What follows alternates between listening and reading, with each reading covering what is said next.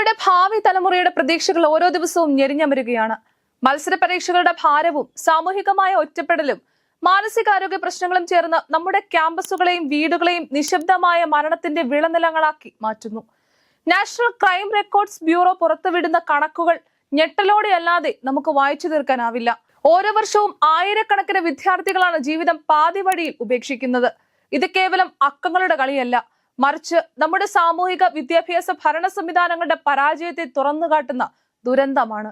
ഈ ഭയാനകമായ യാഥാർത്ഥ്യത്തിന് മുന്നിൽ പലപ്പോഴും രാഷ്ട്രീയ വ്യവഹാരങ്ങൾ മറ്റ് വിഷയങ്ങളിലേക്ക് വഴിമാറുമ്പോൾ കേരളത്തിൽ നിന്നുള്ള രാജ്യസഭാംഗമായ ശ്രീ ജോസ് കെ മാണി ഈ വിഷയത്തിന്റെ ഗൗരവം ഭരണകൂടത്തിന്റെ ശ്രദ്ധയിൽ കൊണ്ടുവരാൻ നടത്തിയ നിരന്തരമായ ശ്രമങ്ങൾ ഒരു പ്രത്യേക അധ്യായം തന്നെയാണ്. പാർലമെന്റിന്റെ അകത്തളങ്ങളിൽ അദ്ദേഹം ഉയർത്തിയ ചോദ്യങ്ങൾ ഈ നിശബ്ദ മഹാമാരിയെ ദേശീയ ശ്രദ്ധയിലേക്ക് കൊണ്ടുവരാനുള്ള ഒറ്റയാൾ പോരാട്ടമായിരുന്നു. എന്നാൽ ദുഃഖകരം എന്ന് പറയട്ടെ, അദ്ദേഹത്തിന്റെ ഈ സുപ്രധാന ഇടപെടലുകൾക്ക് അർഹമായ പ്രാധാന്യം നൽകാൻ കേന്ദ്ര സർക്കാരിനോ ദേശീയ സംസ്ഥാന മാധ്യമങ്ങൾക്കോ കഴിഞ്ഞില്ല. ജോസ് കെ മാണിയുടെ നിർണായക ഇടപെടലുകളെ ക്രിയാത്മകമായി വിലയിരുത്തുകയും അതേസമയം വിദ്യാർത്ഥികളുടെ മാനസികാരോഗ്യ വിഷയത്തിൽ ഭരണകൂടവും മാധ്യമങ്ങളും പുലർത്തുന്ന കുറ്റകരമായ അനാസ്ഥ തുറന്നുകാട്ടുകയും ചെയ്യുന്നു. ജോസ് കെ മാണി 2023 ഫെബ്രുവരി 8 രാജ്യസഭയിൽ ഉന്നയിച്ച 705 നമ്പർ ചോദ്യത്തിന് മറുപടിയായി കേന്ദ്ര ആഭ്യന്തര മന്ത്രാലയം നൽകിയ കണക്കുകൾ പ്രകാരം ഇന്ത്യയിലെ ആത്മഹത്യാ നിരക്ക് ഭയാനകമാംവിധം വർദ്ധിച്ചുകൊണ്ടിരിക്കുകയാണ്. 2017 രാജ്യത്ത് 1,29,887 പേർ ആത്മഹത്യ ചെയ്തപ്പോൾ 2021 അത് 1,64,033 വർദ്ധിച്ചു. 5 വർഷത്തിനിടെ ഏകദേശം 26% വർധനവ്. ഈ കണക്കുകളിൽ വിദ്യാർത്ഥികളുടെ എണ്ണം ആശങ്ക ഉളവാക്കുന്നതാണ്. പ്രൊഫഷണൽ കരിയർ പ്രശ്നങ്ങൾ, ഒറ്റപ്പെടൽ, കുടുംബ പ്രശ്നങ്ങൾ, മാനസിക രോഗങ്ങൾ എന്നിവയെല്ലാമാണ് പ്രധാന കാരണങ്ങളായി സർക്കാർ തന്നെ ചൂണ്ടിക്കാണിക്കുന്നത്. സാമൂഹിക വികസന സൂചികകളിൽ മുൻപന്തിയിൽ നിൽക്കുന്ന കേരളത്തിലെ കണക്കുകൾ കൂടുതൽ ഞെട്ടിക്കുന്നതാണ്. ജോസ് കെ മാണിയുടെ ചോദ്യത്തിന് നൽകിയ മറുപടി അനുസരിച്ച് കേരളത്തിലെ ആത്മഹത്യാ നിരക്ക് ദേശീയ ശരാശരിയേക്കാൾ വളരെ മുകളിലാണ്. 2017 7,870 പേരാണ് കേരളത്തിൽ ആത്മഹത്യ ചെയ്തതെങ്കിൽ 2021 അത് 9,549 വർദ്ധിച്ചു. ഈ കാര്യങ്ങൾ കൃത്യമായി സംസ്ഥാന സർക്കാരിന്റെ മുന്നിൽ എത്തിക്കുന്നതിന് കേരളത്തിലെയും മറ്റു ദേശീയ മാധ്യമങ്ങളുടെയും അഭാവവും അശ്രദ്ധയും എടുത്തു പറയേണ്ട ഒന്നാണ്. ഇതിലെ വിദ്യാർത്ഥികളുടെ എണ്ണം പ്രത്യേക പഠിക്കേണ്ട വിഷയവുമാണ്. വിദ്യാഭ്യാസത്തിന് വലിയ പ്രാധാന്യം നൽകുന്ന ഒരു സമൂഹത്തിൽ എന്തുകൊണ്ടാണ് ഇത്രയധികം വിദ്യാർത്ഥികൾ ജീവിതം അവസാനിപ്പിക്കാൻ നിർബന്ധിതരാകുന്നത് എന്ന ചോദ്യം അതീവ ഗൗരവമുള്ളതാണ്. ഈ സാമൂഹിക ദുരന്തത്തിന്റെ ആഴം മനസ്സിലാക്കിയത് കൊണ്ടാണ് ജോസ് കെ മാണി ഈ വിഷയത്തിൽ നിരന്തരം ഇടപെട്ടുകൊണ്ടിരിക്കുന്നത്. രാഷ്ട്രീയ പാർട്ടികൾ പലപ്പോഴും ഉപരിവിപ്ലവമായ വിഷയങ്ങളിൽ ശ്രദ്ധ കേന്ദ്രീകരിക്കുമ്പോൾ സമൂഹത്തിന്റെ അടിസ്ഥാനപരമായ പ്രശ്നങ്ങളിലേക്ക് വിരൽ ചൂണ്ടുന്ന ഒരു ജനപ്രതിനിധി എങ്ങനെ പ്രവർത്തിക്കണം എന്നതിന്റെ ഉത്തമ ഉദാഹരണമാണ് ജോസ് കെ മാണിയുടെ പാർലമെന്റിലെ ഇടപെടലുകൾ. രാജ്യത്തെ വർദ്ധിച്ചു വരുന്ന ആത്മഹത്യാ നിരക്കിനെ കുറിച്ചുള്ള ഒരു സമഗ്രമായ ചിത്രമാണ് അദ്ദേഹം ആദ്യ ചോദ്യത്തിലൂടെ ആവശ്യപ്പെട്ടത്. കേവലം കണക്കുകൾക്കപ്പുറം ഈ വിഷയത്തിൽ സർക്കാർ എന്തെങ്കിലും പഠനം നടത്തിയിട്ടുണ്ടോ എന്നും ഇത് തടയാൻ എന്ത് നടപടിയാണ് സ്വീകരിച്ചതെന്നും അദ്ദേഹം കൃത്യമായി ചോദിച്ചു. ഇത് പ്രശ്നത്തിന്റെ വ്യാപ്തി ദേശീയ തലത്തിൽ ചർച്ചയാക്കാൻ സഹായിച്ചിരുന്നു. ഈ ചോദ്യം കേവലം ഒരു തുടക്കം മാത്രമായിരുന്നു.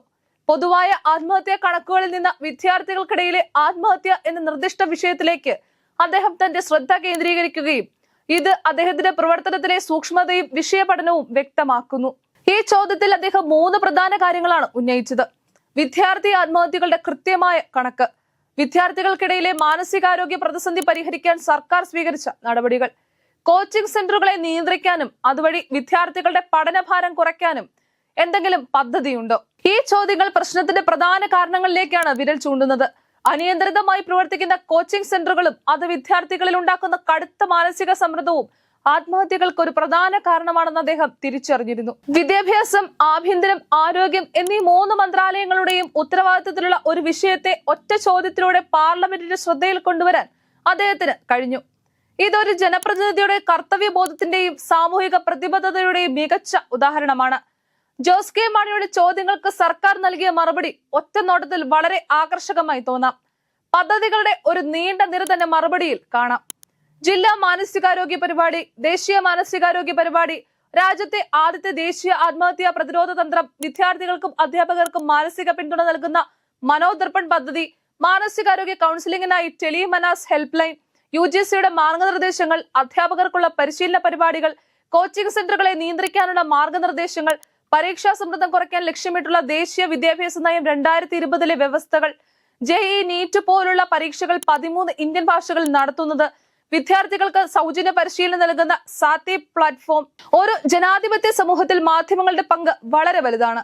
ഭരണകൂടത്തിന്റെ വീഴ്ചകൾ തുറന്നുകാട്ടാനും ജനങ്ങളുടെ ശബ്ദം അധികാരികളിൽ എത്തിക്കാനും പൊതുസമൂഹത്തിൽ പ്രധാനപ്പെട്ട വിഷയങ്ങൾ ചർച്ചയാക്കാനും മാധ്യമങ്ങൾക്ക് കഴിയണം.